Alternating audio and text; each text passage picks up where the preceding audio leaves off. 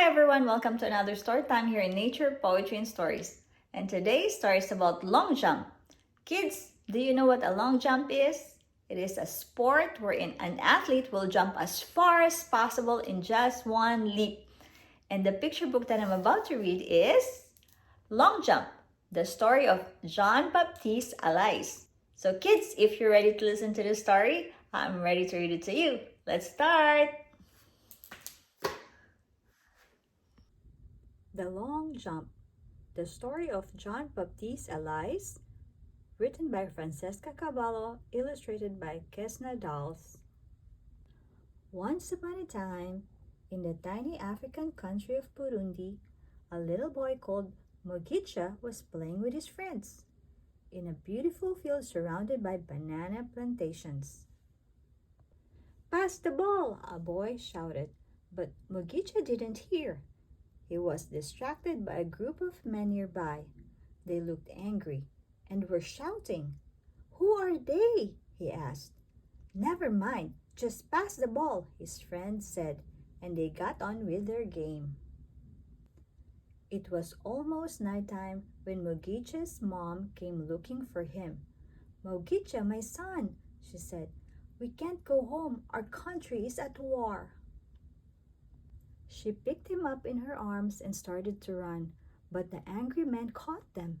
They killed Mugicha's mom, and they thought they had killed the little boy too. They were wrong. Mugicha was badly injured, but he survived. When he woke up, Mugicha found himself in the hospital. To save his life, the doctors had amputated one of his legs. Mugicha was sad because he missed his mom, but he was also grateful because he still had one leg to move around on and play like he used to. When Mugicha recovered fully from his surgery, he went to live in an orphanage with many other children who did not have parents. It wasn't long before he was playing soccer with his new friends. One day, a man showed up at the orphanage. His skin was so pale. Mugicha had never seen anyone like him before. The man introduced himself in French because he didn't speak Kirundi. "Je suis Robert," he said. But Mugicha did not understand because he didn't speak French. They did have one thing in common though. The tall, white Frenchman and the little black Burundian boy both used crutches. Robert had lost his right leg in an accident years before. For a few days, Robert and Mugicha played together at the orphanage, getting to know each other. But every evening, they heard shots being fired all around and they were scared. The war wasn't over. Robert adopted Mugicha as his son and they flew back together to France.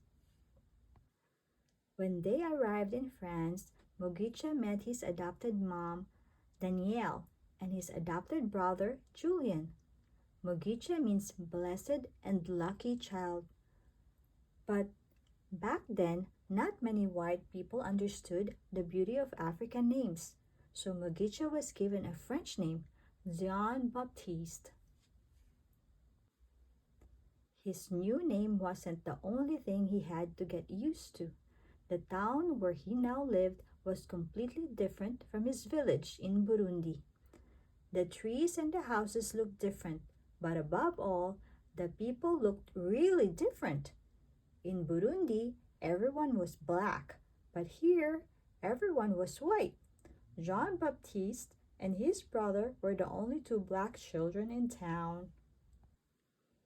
When he was 8 years old, Jean-Baptiste got a very exciting present, a prosthetic leg. He loved his new leg, but he was afraid that if the other children knew about it, they would tease him. So he decided to keep it secret. He always wore shoes and long pants everywhere. At school, he loved to run. Soon, he was not just running in races, but winning. One day, He decided to show his PE teacher his special leg. The teacher was amazed. "If you are this good running with a standard prosthetic leg," said the teacher, "just imagine what you could do with a leg designed for running and jumping, a running blade." "How much does that cost?" asked Jean-Baptiste with a worried look on his face. The running blade was $17,000. It was way more than Jean-Baptiste's family could afford. "What can I do?" thought Jean-Baptiste. Jean-Baptiste asked his dad, and his dad asked their friends, and their friends asked everyone they knew to help. Soon, they had raised enough money to buy Jean-Baptiste a beautiful running blade.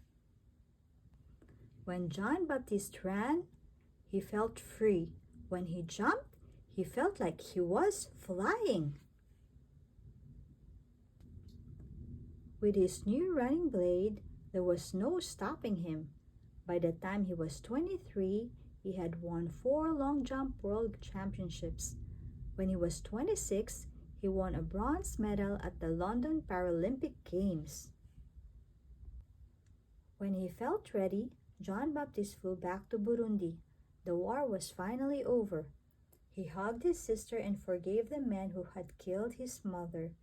"I do not have any more hate," said Magucha, the lucky and blessed man who flew higher than anyone. Kids, did you like our story for today? Isn't it Jean-Baptiste Alaize, an extraordinary athlete? Despite his disability, he was able to follow his dreams and he succeeded. So let me read to you more about Jean-Baptiste Alaize. Jean-Baptiste Alaize was born in Burundi in 1991 during the civil war between the Hutus and Tutsis.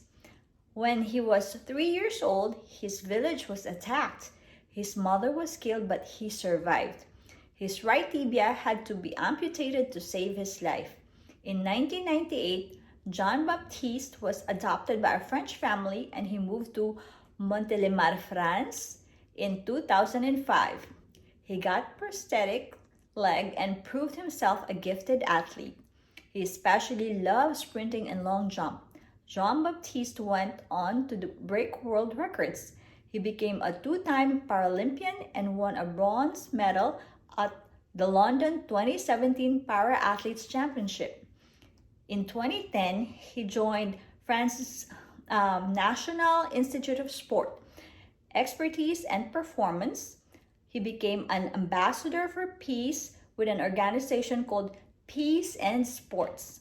And he helped set up the Friendship Games, bringing together young people from the countries around Africa's Great Lakes to build friendship and peace through sports. Jean-Baptiste stars in the documentary Rising Phoenix in 2020. I hope you enjoyed the story. I hope you learned a lot from Jean-Baptiste's story. Thank you so much for watching. See you again next week here in Nature, Poetry, and Stories. Have a good night and sweet dreams.